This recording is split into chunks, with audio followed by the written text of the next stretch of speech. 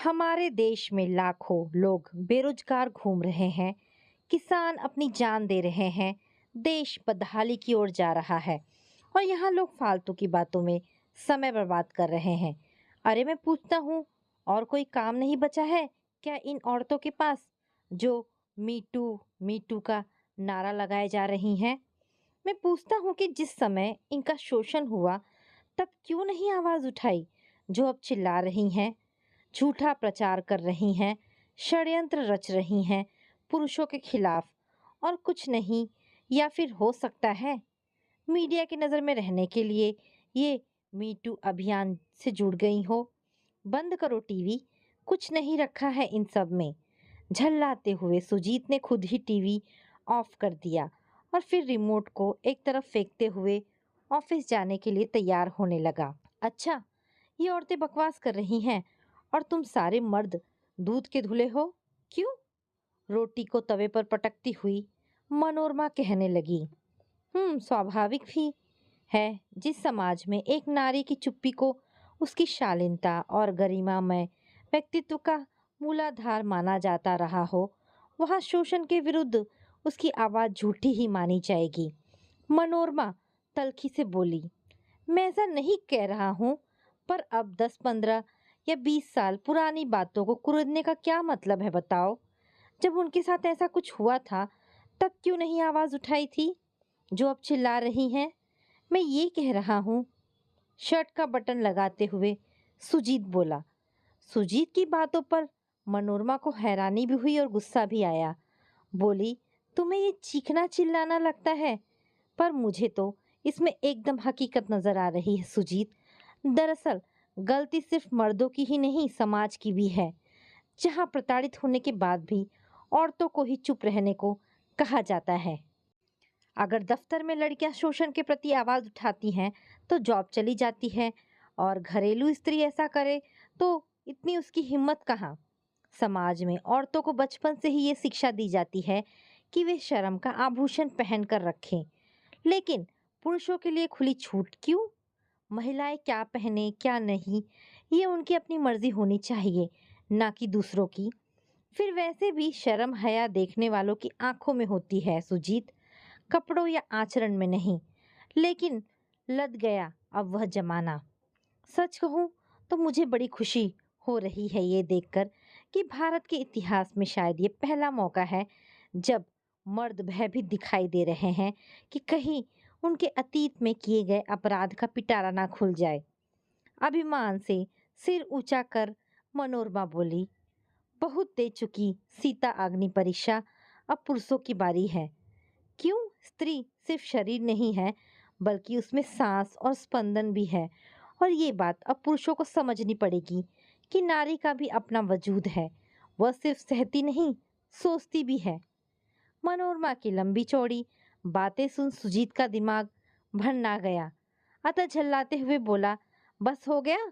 अब क्या भाषण ही देती रहोगी या खाना भी मिलेगा? वैसे भी आज मुझे देर हो गई है। खाने की प्लेट सुजीत के सामने रखते हुए मनोरमा बोली, वैसे तुम क्यों इतना चिढ़ रहे हो? कहीं तुमने भी तो किसी के साथ, डर तो नहीं रहे हो कि कहीं तुम्हारा भी कोई पुराना राज ना खुल जाए? ये सुनते ही रोटी का कौर सुजीत के गले में ही अटक गया। फिर किसी तरह हलक से रोटी को नीचे उतारते हुए बोला, पर पागलों की बातें क्यों कर रही हो तुम? मुझे क्यों बिना वजह इन सब में घसीट रही हो? करे कोई और, भरे कोई। मुझे तो बख्श दो, और दुनिया जानती है कि मैं कैसा इंसान हूँ। सफाई देने की कोई ज़रूरत नहीं है मुझे। हम्म और दुनिया उन्हें भी जानती है जिनका पिटारा खुला। पता चले कि जनाब ने भी कभी किसी लड़की के साथ। मैं सिर्फ कह रही हूँ। खाने का डिब्बा सुजीत के सामने रखते हुए मनोरमा बोली। मनोरमा की बातों से सुजीत तमतमा उठा। मन तो किया उसका कि खाने का डब्बा उठाकर फेंक दे और कहे कि हाँ, दुनिया के सारे मर्द खराब हैं, सिर्फ स्त्रियां ही पावन पवित्र हैं। मगर उसकी इतनी हिम्मत कहाँ जो मनोरमा के सामने स्त्रियों के खिलाफ कुछ बोले, क्योंकि आखिर वह औरतों की हमदर्द जो ठहरी।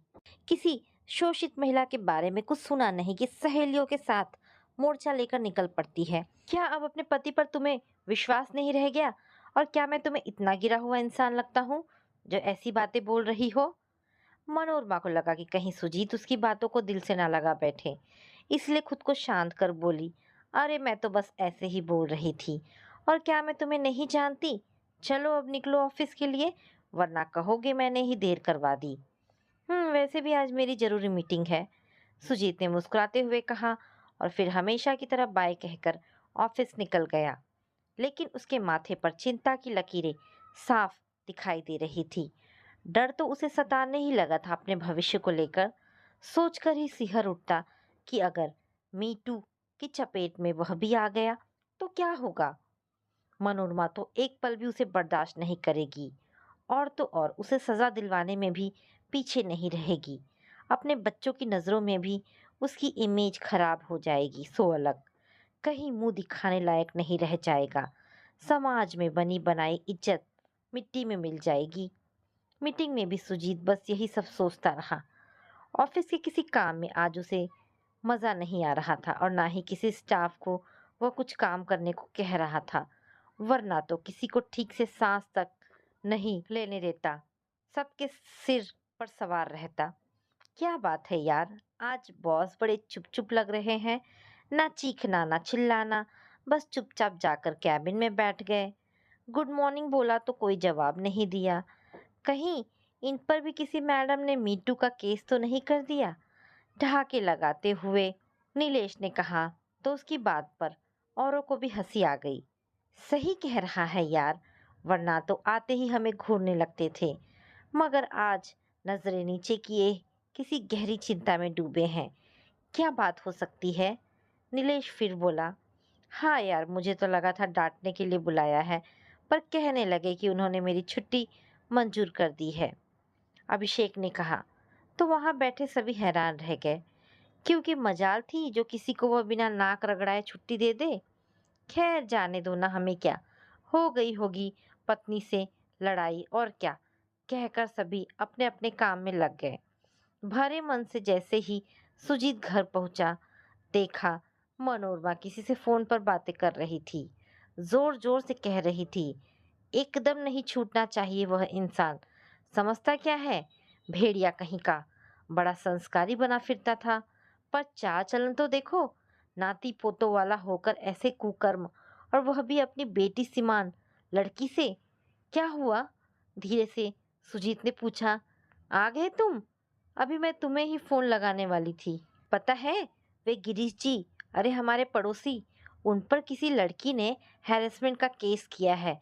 देखो कितने संस्कारी बने फिरते थे। मैं तो कहती हूँ ऐसे इंसान का मुंह काला कर चौराहे पर खड़ा कर 1000 जूते मारने चाहिए। पता है तुम्हें, उसकी पत्नी तो ये बोल बोल कर चिल्लाए जा रही थी कि वह लड़की झूठी है। मैं तो कहती हूँ कि उसकी पत्नी को भी जेल में डाल देना चाहिए, जो एक अपराधी की अगुवाई कर रही है।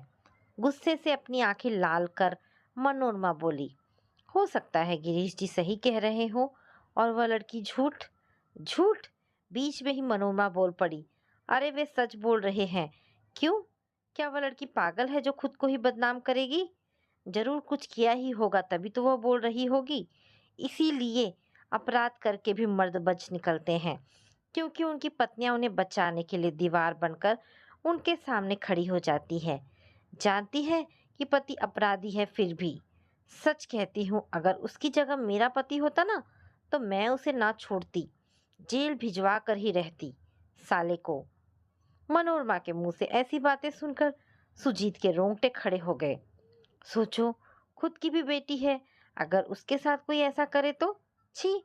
अरे औरत क्या कोई सामान है जो जिसका जब मन चाहे इस्तेमाल कर लो, बिना उसकी मर्जी के? आज मनोरमा के तेवर देख सुजीत की तो आत्मा ही कांप रही थी। बस मन ही मन यही प्रार्थना किए जा रहा था कि वह इस सब से बचा रहे किसी तरह। अब तुम्हें क्या हुआ? सुजीत के चेहरे पर हवाइयां उड़ते देख मनोरमा कहने लगी, हाँ पता है मुझे, तुम्हें भी सुनकर बुरा लग रहा होगा ना। अरे किसी भी शरीफ इंसान को सुनकर बुरा लगेगा, मगर देखो हम उन्हें क्या समझते थे और क्या निकले। किसी का कुछ नहीं कहा जा सकता। भुनभुनाते हुए मनोरमा रसोई की तरफ बढ़ गई। सुजीत धम्म से वहीं सोफे पर बैठ गया।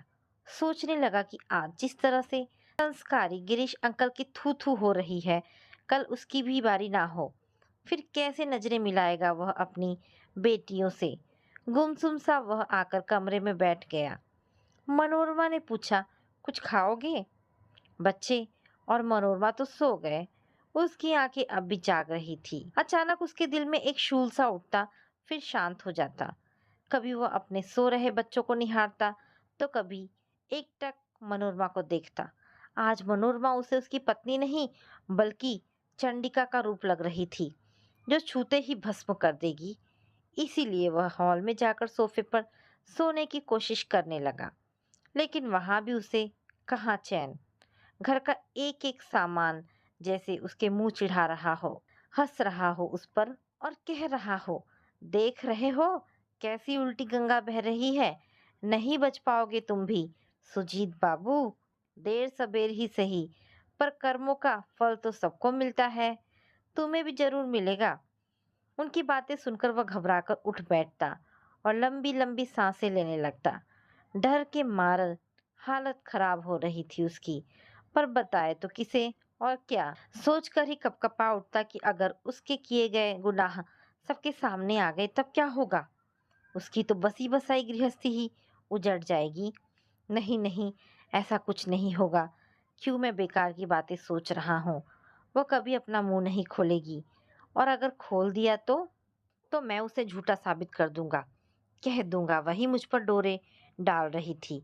जब दाल नहीं गली तो मुझ पर इल्जाम लगा रही है। मगर उसने कोई सबूत पेश कर दिया या गवाह खड़ा कर दिया तो क्या होगा? कौन गवाह? किसकी इतनी हिम्मत है जो मेरे खिलाफ बोले?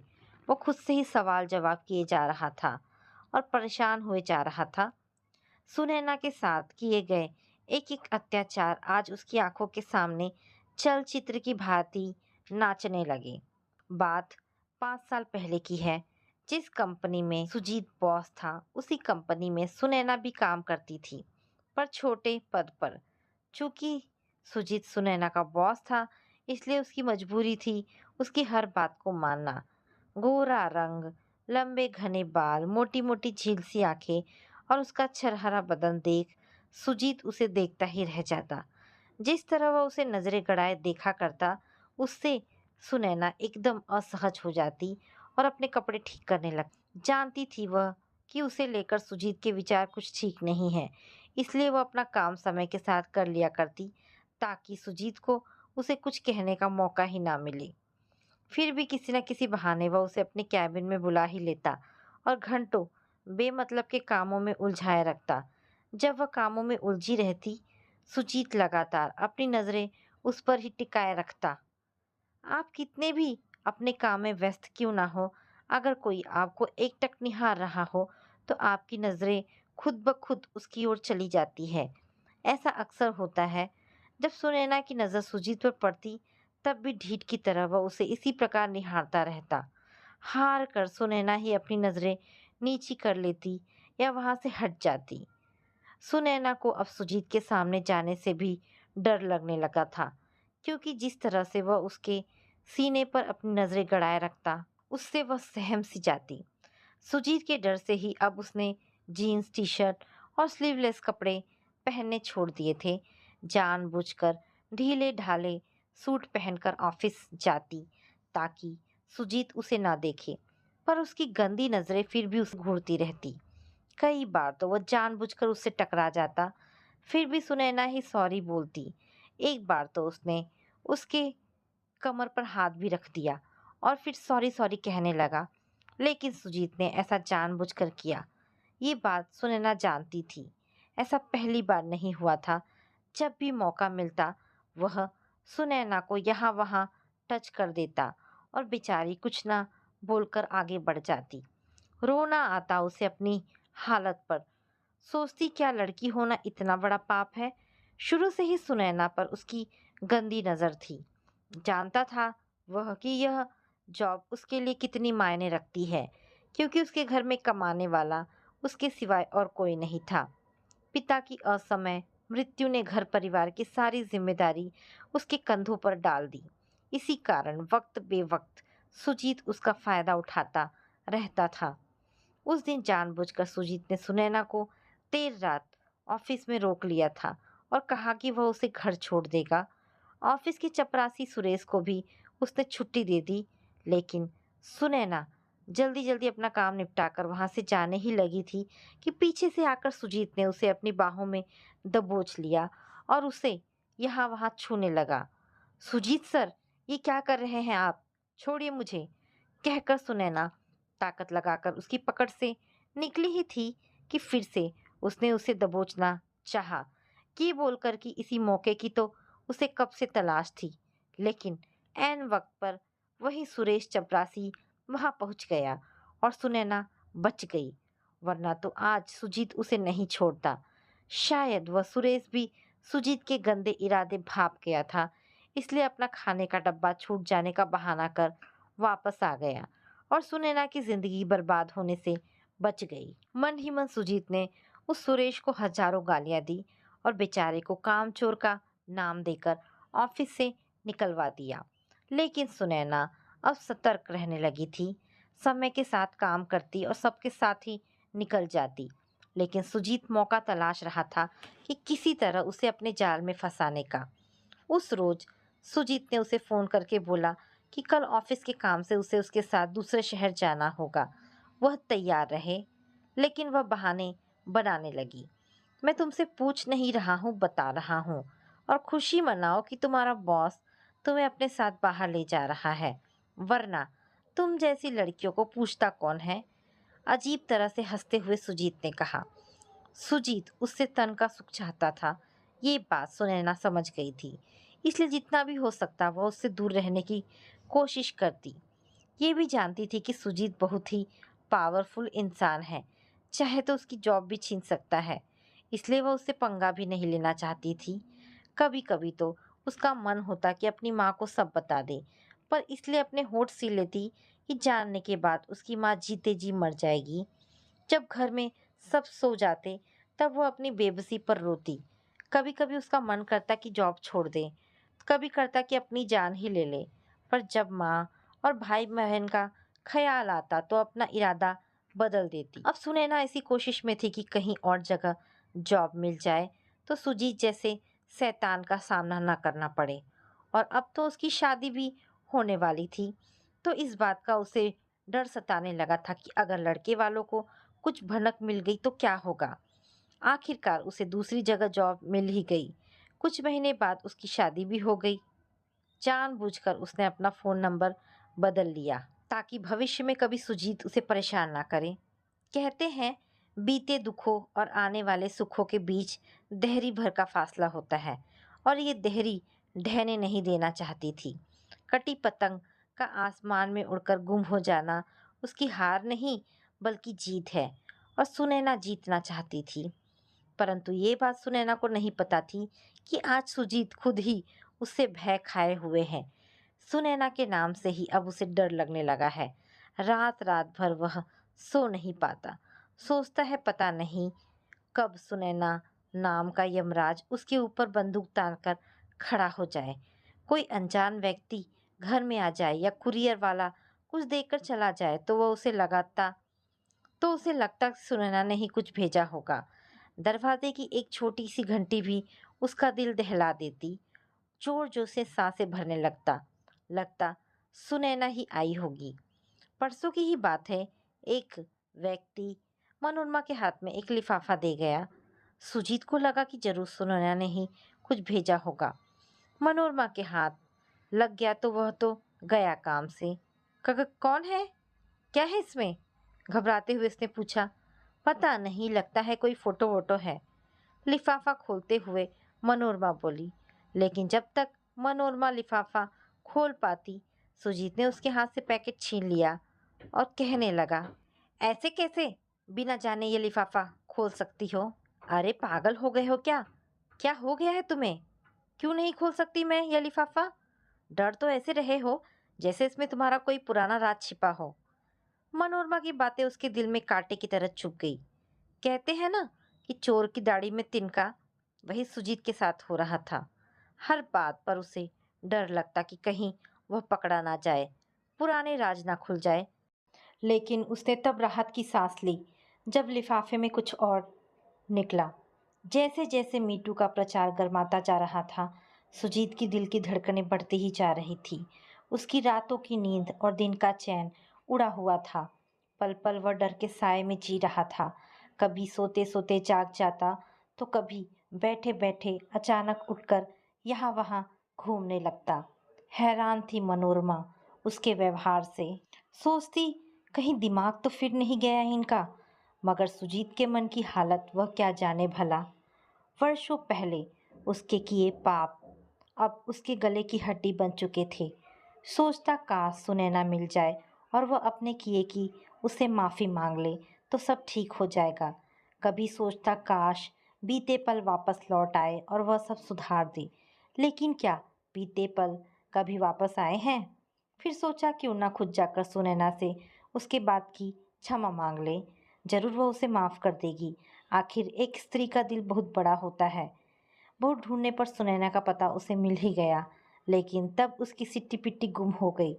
जब उसने सुनैना को उस लॉयर के साथ थाने में प्रवेश करते देखा, उसे लगा जरूर वह उसके खिलाफ ही शोषण का केस करने गई होगी। खड़े खड़े सुजीत को लगा वह बेहोश होकर वहीं गिर पड़ेगा। अगर उस राहगीर ने ना संभाला होता तो सच में गिर ही पड़ता। धन्यवाद भाई। उस बचाने वाले आदमी को धन्यवाद कह सुजीत थाने के आसपास ही चक्कर काटने लगा, ताकि सुनैना निकले तो उससे बात कर सके, अपने किए की माफ़ी मांग सके। मगर कब किस रास्ते से वह निकल गई पता ही नहीं चला।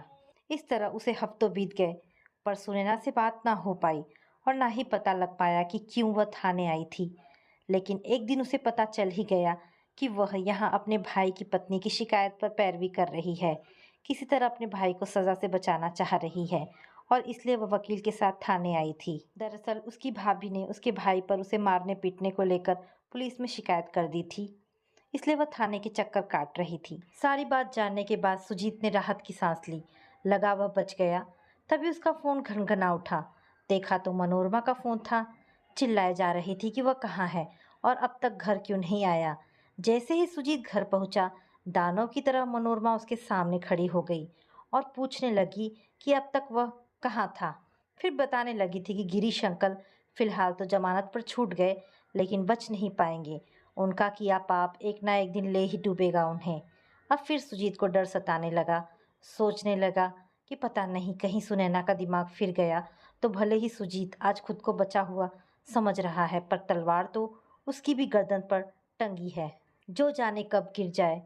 जैसे उल्टी गंगा बही है ना, शायद ही सुजीत बच पाए। जाने कब सुनैना का दिमाग फिर जाए और वह सुजीत के खिलाफ मीटू का केस कर दे। ये बात सुजीत भी अच्छी तरह समझता था और जान रहा था कि अब बाकी की जिंदगी ऐसे ही डर डर कर कटेगी उसकी। भविष्य में उसके साथ क्या होगा नहीं पता। तो दोस्तों, ये कहानी यहाँ पर समाप्त होती है। आशा करती हूँ कहानी पसंद आई होगी। अगर कहानी पसंद आई है तो प्लीज़ इसे लाइक एंड शेयर करें। दोस्तों, ऐसी ढेरों पारिवारिक और शिक्षाप्रद कहानी सुनने के लिए मेरे चैनल को प्लीज़ सब्सक्राइब करें। धन्यवाद दोस्तों।